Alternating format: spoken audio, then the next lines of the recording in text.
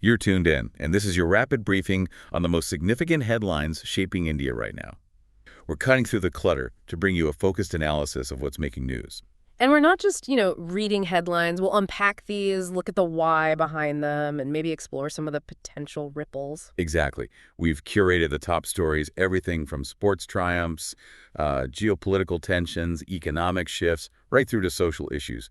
A real snapshot. A comprehensive look. Where should we start? Let's dive straight in with the IPL. Quite a dramatic showdown we saw. Indeed. Mumbai Indians had a huge win against Rajasthan Royals in Jaipur. A 100-run margin, which is, well, quite decisive. A statement, really. Mumbai put up a commanding 217 for 2. Reckleton was 61, Rohit Sharma 53, and then Surya Kumar and Pandya unbeaten on 48 each. Strong batting. Very strong. And it makes you wonder about the Rajasthan Royals captain Ryan Pragg choosing to field first. Right. In hindsight, maybe not the best call. Especially given how their batting then collapsed. They lost that young prodigy, Vaibhav Suryavanshi, for a 2-ball duck early on. Ouch. Deepak Chahar got him. Yeah, and from there, they just couldn't recover. All out for 117 in just over 16 overs. It really highlights how dominant Mumbai's bowling was, too. Bumrah and Karn Sharma. They were key. Took 5 wickets between them. And I thought Mumbai skipper Hardik Pandya's comment afterwards was interesting about playing simple cricket. Almost sounds like a back-to-basics approach that clearly worked. It did. Rajasthan's batting just seemed to struggle. Jaffer Archer tried a bit, hit 30 runs, but it wasn't nearly enough. No. And Captain Parag himself admitted Mumbai just batted better and that Rajasthan had real problems in their middle order. So the outcome, Mumbai extends their winning streak, now 6 games. Right at the top of the points table. And Rajasthan Royals, they're now out of playoff contention because of this loss. A major shift in the tournament dynamics. Definitely. Okay, let's pivot now to a much more serious situation. The escalating tensions between India and Pakistan. This follows that awful terror attack in Pahalgam. Yes, a terrible tragedy with 26 lives lost. And what's really concerning now is the sheer amount of misinformation spreading online. It's just surging, isn't it?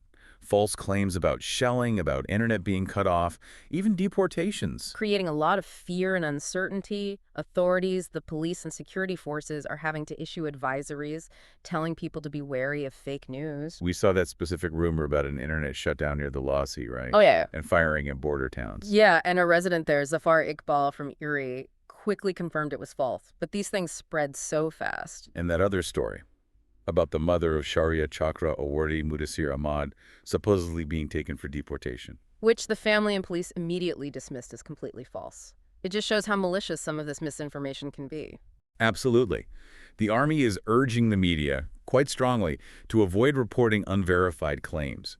It really highlights that dangerous link between geopolitical tension and the spread of fake news. Creates real panic. It's so crucial to verify sources, especially in a crisis. Authorities say they're monitoring closely, emphasizing reliance on official statements. Essential advice. Okay, let's shift focus now to a major economic development. PM Modi is set to inaugurate the second phase of the Adani Group's Vizhinjam megaport down in Kerala. Right, and this comes, interestingly, while the Adani Group is facing that U.S. bribery probe. So the timing and the implicit political support are noteworthy. It does send a signal, yes, and the port itself seems to be ramping up. It's apparently handled around 250 container ships since operations began back in July. That's quite a bit of traffic already, and they're planning a huge additional investment, aren't they? Something like 95 billion rupees. That's the figure. The aim is to triple the port's capacity. And its location is key, just 10 nautical miles off those major global shipping routes. Strategically very important. It ties into India's broader ambition to boost its maritime presence, maybe even challenge China's dominance in the region. Well, consider this. Currently, about 75% of India's transshipped cargo goes through foreign ports. Which costs a lot of money, right? An estimated U.S. $220 million in lost revenue annually. So Vizhinjam could potentially capture a lot of that business. Facilitating trade with the U.S., Europe, Africa, East Asia. It makes sense. And reducing reliance on Colombo, which has significant Chinese investment and influence. That's a big strategic plus for India. So better connectivity for Indian businesses. And we saw that Mediterranean shipping company, MSC, is adding Vizhinjam to its Jade service between Asia and Europe. That's a major vote of confidence. It suggests the port is already seen as a viable, important hub. If they triple capacity by 2028-29 as planned, Adani's whole port network gets stronger. It really aligns with India's push for greater global trade integration, reducing supply chain risks, making exports more efficient. Visinjam could be a critical milestone, really, in India's journey towards maritime self-reliance. Okay, let's circle back to the India-Pakistan tensions, because the situation remains extremely volatile after that Kashmir terror attack. Again, 26 deaths confirmed now. A deeply worrying situation. India has directly accused Pakistan of involvement. Pakistan, of course, denies it. And adding a layer of complexity, U.S. Vice President J.D. Vance was actually in India on a diplomatic mission when the attack happened. Right. And he immediately called for both sides to avoid escalation, urging Pakistan specifically to combat extremism. That's significant coming from the U.S. VP on the ground. He later went on Fox News expressing serious concern about, potential conflict between two nuclear powers. He reaffirmed U.S. support for India, but stressed the need for a measured response. The U.S. State Department echoed that, officially calling for restraint in diplomatic solutions. Meanwhile, Pakistan has warned about potential Indian retaliation. Reports suggest their military is on high alert. Their broadcasting minister, Atal Tarar, even spoke about a decisive response, if provoked. It's very tense language. And India's Foreign Minister, Jay Shankar, is demanding justice. It's a very charged atmosphere. Even China weighed in, condemning the attack and opposing terrorism in general. The international community is watching very, very closely. The fear is obviously about this escalating into a wider conflict.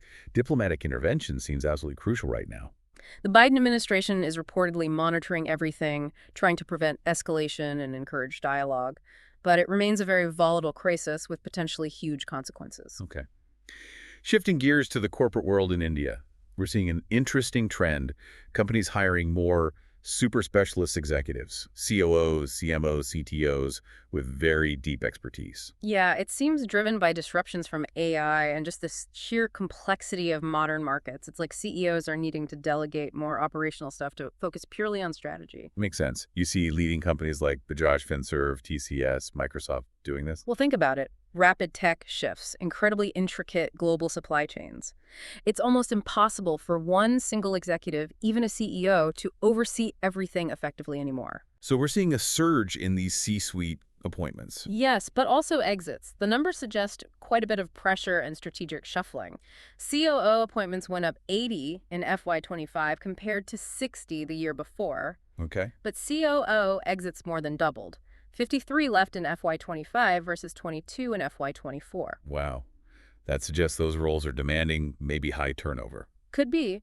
And CMO appointments are also up, showing how crucial market positioning is right now, around 20 in FY25. So the expert thinking is that business operations are just too complex now. Huh. Needs that split focus.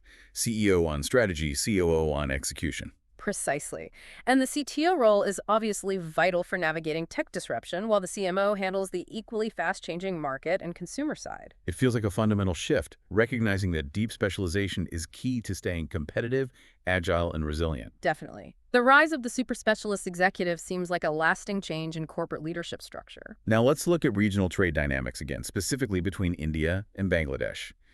Tensions seem to be escalating there with new trade restrictions being imposed. That's right. First, Bangladesh limited land imports of Indian cotton yarn, trying to protect its own textile industry. And then India responded. Yes, by halting a transshipment facility that allowed Bangladesh to use Indian ports and airports for its exports. This comes after months of reported diplomatic friction. A lot of that seems linked to the political changes in Bangladesh, right? The ousting of former PM Sheikh Hasina, who's now in exile in India. Exactly. Bangladesh has demanded her extradition. India hasn't officially responded, but charges were denied. Plus, India has criticized attacks on the Hindu minority in Bangladesh. It's all created strain. And these new trade restrictions, they must be killing businesses. Especially Bangladesh's garment industry, which really depends on that Indian cotton yarn. Using sea or air routes instead is slower and much more expensive, disrupting supply chains. There was also that comment by Bangladesh's interim leader Mohammed Yunus in China. Ah, yes, suggesting Bangladesh could be a gateway for China's economic expansion into India's northeast. That likely didn't go down well in Delhi and might have influenced the decision on the transshipment facility. India has also tightened visa rules for Bangladeshis, hasn't it? A big drop in approvals. Over 80% reduction reported, and now there are calls in India to reassess transit agreements.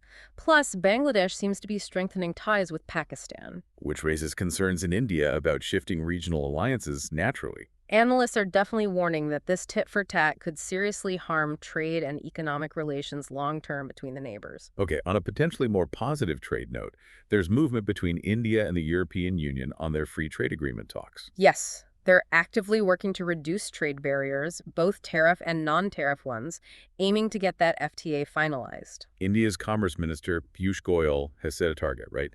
End of 2025.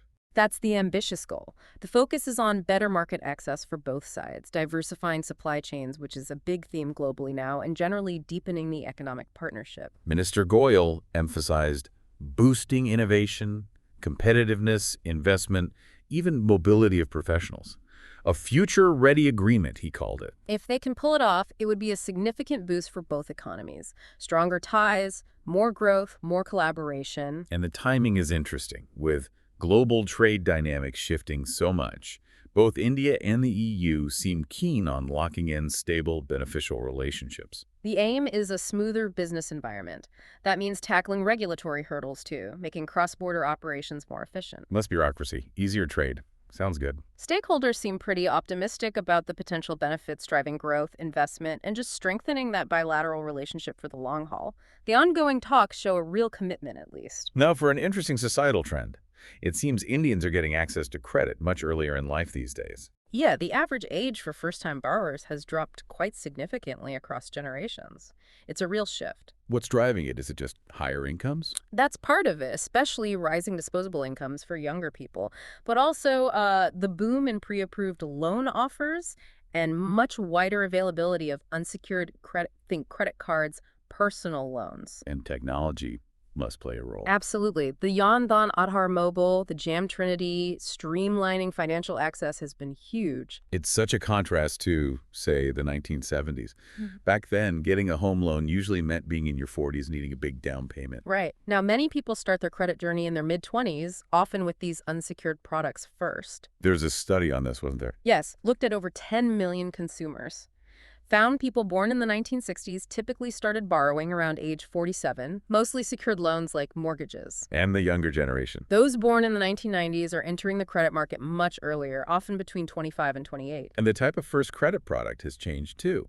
Definitely. It went from mostly home loans in the 60s to maybe auto loans for the 70s, 80s cohort.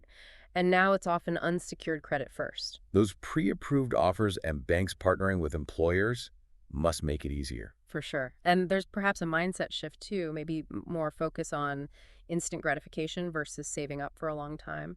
Plus, higher salaries in sectors like IT mean younger people can actually manage the repayments more easily than before. It all adds up. It really signals a fundamental transformation in India's whole credit landscape. Okay, let's move to some positive news.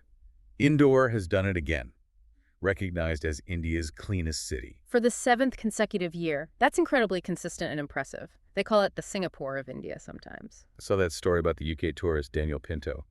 He was apparently astonished by the cleanliness, said it challenged his perceptions of Indian cities. That's great publicity, and the success seems to come down to two key things: robust civic management and really active community participation. What are some of the key initiatives they use? Well, systematic door-to-door garbage collection is crucial. They also use technology, over 1,800 CCTV cameras, just to monitor littering. Wow. And that garbage cafe idea. Yeah, where people can trade plastic waste for meals. It's innovative and tackles waste while providing food. A thoughtful approach. Kinto's video apparently showed really well-maintained streets and infrastructure, got a lot of positive reaction online. Residents seem very proud, and rightly so. It shows what's possible when the public gets involved in keeping their city clean. Indore really stands out as a model for sustainable urban living in India. Their commitment and innovative waste management set a high bar. Pinto's experience just highlights those remarkable achievements. Okay, back to the India-Pakistan situation. There are now reports that Pakistan has shut down around 1,000 madrasas in Pakistan-occupied Kashmir. Yes, a significant move.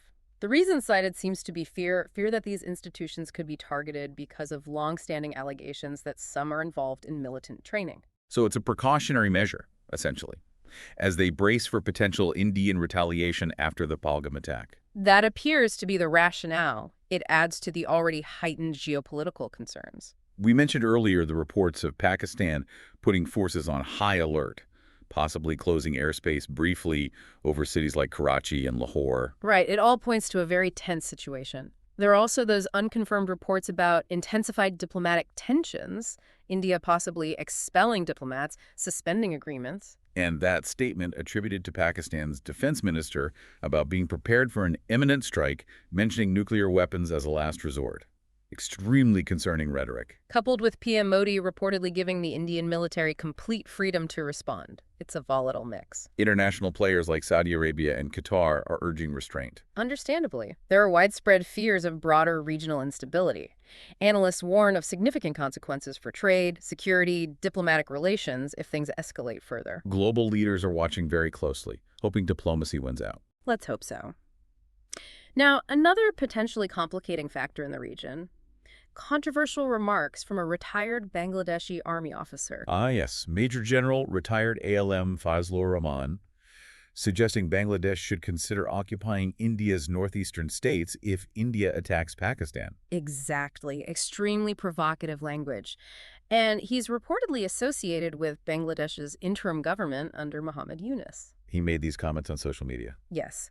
And he also suggested Bangladesh explore a joint military system with China. This just adds fuel to the fire, given the existing regional complexities. Especially with India-Bangladesh relations already strained, and Yunus actively courting China. Positioning Bangladesh as that gateway for China's economic expansion, as we discussed earlier. Have the Bangladeshi authorities responded to Rahman's comments? They've distanced themselves, yes. Made it clear his remarks are not the official stance, and that Bangladesh respects sovereignty. A clarification came from Shafiqul Alam. But still, the comments themselves raise concerns in India, don't they? Particularly given China's growing strategic interest in the region. And Rahman specifically mentioning India's northeast as landlocked probably set off alarm bells in Delhi. It's a delicate situation. India will be monitoring closely. It underscores just how complex the dynamics are between India, Bangladesh, Pakistan, and China right now. A constantly evolving geopolitical landscape. Definitely. Indian officials will be carefully assessing the implications of statements like Rahman's amid all the other ongoing concerns. Okay, let's end on a more forward-looking note, focusing on India's media and entertainment industry. Mukesh Ambani has laid out a pretty bold vision. He certainly has, projecting the industry could surpass $100 billion in value over the next decade. That's a huge jump from its current value, roughly $28 billion. He sees it as a massive engine for entrepreneurship and job creation. Speaking at the Waves 2025 summit, he talked about needing investment, right, in content clusters training. Yes, investing in cutting-edge content hubs, training young talent in fields like animation and VFX, incentivizing original IP creation, and really embracing AI-driven innovation. He also stressed the need for the right kind of regulatory environment. One that encourages creativity and inclusion. He talked about the power of storytelling, India's entertainment sector as soft power, shaping global narratives. And leveraging technology. Absolutely. That unique mix of Indian storytelling and digital tech can amplify reach globally. He specifically mentioned AI and immersive technologies making stories more compelling and accessible. He sounds very confident in India's young creators. He believes they can dominate the global entertainment scene. The summit seemed focused on uniting stakeholders to take Indian stories worldwide, reinforcing India's leadership potential. So the vision is all about leveraging tech, fostering innovation, creating that dynamic ecosystem. Exactly. A powerful vision for the future of the sector. Finally, a quick look at a Supreme Court ruling on child custody that highlights the importance of a child's well-being. Yes, this involved a separated father losing custody of his 8-year-old daughter. The court found his home environment wasn't conducive for her. What was this specific issue? He's a busy professional based in Singapore, but had 15 days a month custody in Thiruvananthapuram. The problem was, during that time, the child was apparently fed continuous restaurant food. The court deems this a potential health hazard. So nutrition was a key factor. The Kerala High Court had previously granted him that half-month custody. Right, but the Supreme Court overturned it, citing not just nutrition but also the social environment. The child lacked companionship besides her father, whereas the mother's home offered a more supportive setting with her younger brother present. The Supreme Court also criticized the High Court for giving the father 15 days-month custody of the 3-year-old son initially, calling it grossly unfair given the impact of separation from the mother at such a young age. Hmm. So the final ruling gave the father interim custody of the daughter only on alternate weekends, plus video calls twice a week. It really underscores the court prioritizing the child's overall well-being, the nurturing environment, proper nutrition over just parental visitation rights. A clear statement on the judiciary's role in safeguarding children's welfare in these difficult custody disputes. So wrapping up today's deep dive, quite a range of developments. What really stands out, I think, is seeing India grapple with both internal progress, like the economic ambitions, the tech shifts in business, Indore's success, and these significant external pressures, particularly the geopolitical tensions. It's fascinating how interconnected it all is, isn't it?